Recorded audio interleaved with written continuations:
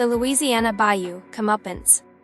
In the heart of the Louisiana Bayou, where the cypress trees stand like ancient sentinels guarding secrets older than the Mississippi itself, lived Miss Claudette Boudreaux.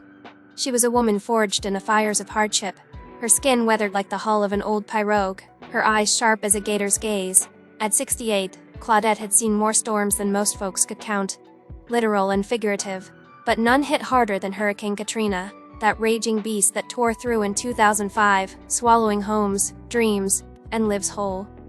Claudette's daughter Marie had been one of those lives lost.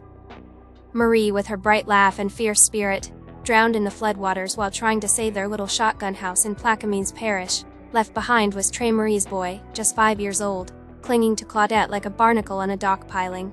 From that day forward, Claudette raised him as her own, pouring every ounce of her soul into making sure he didn't end up like the rest of the Bayou folk, scraping by on shrimp hauls and welfare checks. Claudette took to the water like she was born to it. Her shrimp boat, the Marie Rose, was a rusty old trawler she bought secondhand with the last of her savings after the storm. Day in, day out, she'd rise before the sun, her calloused hands gripping the wheel as she navigated the twisting channels of the Atchafalaya Basin. The nets would drag through the murky depths, pulling up wriggling treasures that she'd sell at the dock for pennies on the pound. Her back ached, her fingers bled from mending lines and sorting catch, but she never complained. "This here's for you, Chair," she'd whisper to Trey, as she tucked him in at night, the scent of brine and bayou mud clinging to her like perfume. Trey grew up wild and free in that watery world, learning to read the tides before he could read books. Claudette scrimped and saved, denying herself even the smallest luxuries. A new dress, a night at the Zyko dance hall, so Trey could have school supplies, shoes that fit, and eventually, a shot at something bigger. When he turned 18, she cashed in her late husband's life insurance, meager as it was, and sent him off to LSU in Baton Rouge. "You gon' be a lawyer, boy," she'd say, her voice thick with pride and determination. "You gon' make something of yourself away from this mud and misery." And Trey did. He excelled in law school, his sharp mind cutting through cases like a filleting knife through flounder. Graduating with honors, he landed a job at a mid-sized firm in Baton Rouge, specializing in real estate law. Claudette beamed at his graduation, her simple cotton dress standing out among the tailored suits and pearls. She still owned a prime stretch of waterfront land along the bayou, 10 acres of lush, undeveloped marsh that her family had held since Reconstruction. It was her safety net, her legacy, worth a fortune to developers eyeing the post-Katrina boom. But then came Elise Thibodeau, a Baton Rouge debutante, with honey blonde hair, manicured nails, and a smile that could charm the scales off a snake. She came from old money that wasn't so old, or so moneyed anymore. Her family had once owned sugar plantations, but bad investments and lazy living had whittled it down to a crumbling, antebellum home and mounting debts. Elise's mother, Vivienne, was the queen bee of that fading hive, a woman with sharp eyes and sharper words, always scheming to claw back their lost status. Trey met Elise at a Mardi Gras ball, where she dazzled him with her poise and promises of a glamorous life. He fell hard, proposing after just 6 months with a ring he couldn't afford. Claudette met them once, over gumbo at her modest home on the bayou. Vivienne wrinkled her nose at the humble surroundings, the creaking porch, the mosquito netting, the faint smell of low-tide quaint, she said, her voice dripping with condescension. Elise smiled politely, but spent the evening on her phone, scrolling through social media feeds of luxury, yachts and European vacations. Claudette saw the warning signs, but she bit her tongue. "He's a grown man now," she told herself, but deep down, she knew trouble was brewing like a storm on the Gulf. It started small. Trey began visiting less, his calls shorter. "Busy with work, Maw-Maw," he'd say, using the old Cajun endearment that tugged at her heart. Then came the requests. Subtle at first. "Maw-Maw, can I get access to your bank papers, just for some estate planning advice?" Claudette, trusting as the day is long, handed over what he asked. She couldn't read the fine print herself. Her education had ended at 8th grade to help on the family farm, but she figured her grandson, the lawyer, knew best.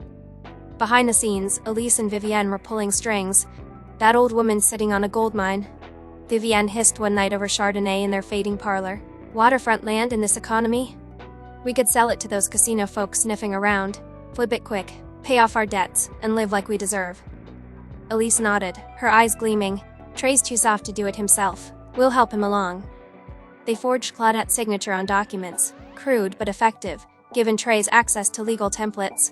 The land was sold to a shady casino developer out of Biloxi, promising a floating gambling barge on the bayou. The check cleared $750,000, straight into a joint account Trey had set up. Claudette's life savings, 100 tannin scraped together over decades, were siphoned off too, under the guise of fees. Trey hesitated, his conscience prickling like a mosquito bite. "This ain't right," he muttered once, but Elise kissed away his doubts. "It's family money, darling. She's old. She won't miss it. Think of our future." With the windfall, they planned the ultimate honeymoon, a luxurious riverboat cruise down the Mississippi. From Memphis to New Orleans, Vivienne tagged along. Of course, her ticket paid for with Claudette's blood money, they boarded the Delta Queen, a floating palace of crystal chandeliers, gourmet buffets, and jazz bands. Trey posted photos on social media, him in a linen suit, Elise in a designer gown, Vivienne toasting with champagne. Caption: "Living the dream on the mighty Miss. Blessed new beginnings." Back in the bayou, Claudette stared at her bank statement, the zero balance glaring like a slap in the face. She called the bank, her voice steady but her hands shaking. "Transferred to Jackson," the teller said indifferently. "Jackson. Trey's middle name?" She hung up, sat on her porch, and watched the egret skim the water. No tears. Just a cold resolve settling in her bones, like fog on the marsh. She didn't call the police. What good were cops in bayou country, where favors and feuds ran deeper than the channels? Instead, she picked up her old rotary phone and dialed numbers she hadn't used in years. Her shrimping crew from the old days, retired Cajun legends, tough as boot leather, who owed her their lives from Katrina. Big Joe LeBlanc, who'd lost his boat but gained a second chance when Claudette shared her haul. Remy Thibodeau, no relation to Elise, a former smuggler, turned consultant with ties to every regulator in Louisiana. And old Marie Claire, the voodoo woman who knew where the bodies were buried, literally and figuratively. "They done stole from me, mes amis," Claudette said simply. "My land, my savings. For a fancy boat ride, the crew didn't need more." Favors were called in like nets being hauled. Remy whispered to his contacts at the Louisiana Department of Wildlife and Fisheries that waterfront land was protected wetlands, home to endangered species. The casino deal, riddled with oversights that screamed fraud. Big Joe leaned on a buddy at the IRS, flagging the sudden influx of cash as suspicious Marie Claire. She spread rumors in the right ears, ensuring the Thibodeau family skeletons rattled loud enough to scare off investors. By the time the Delta Queen chugged toward New Orleans, the house of cards was crumbling. Trey's phone buzzed with alerts. Account frozen, sale revoked, investigation pending. Elise screamed in their suite. "What did you do, you idiot?" Dialing her lawyers only to find they'd dropped her like hot crawfish. The casino developer, busted for bribery, the land deal dead in the water. News crews swarmed the dock in New Orleans, cameras flashing as federal agents boarded. "Wetland fraud," the headlines blared. "Debutante family implicated in elderabuse scheme." Trey was detained briefly, his law license suspended pending review.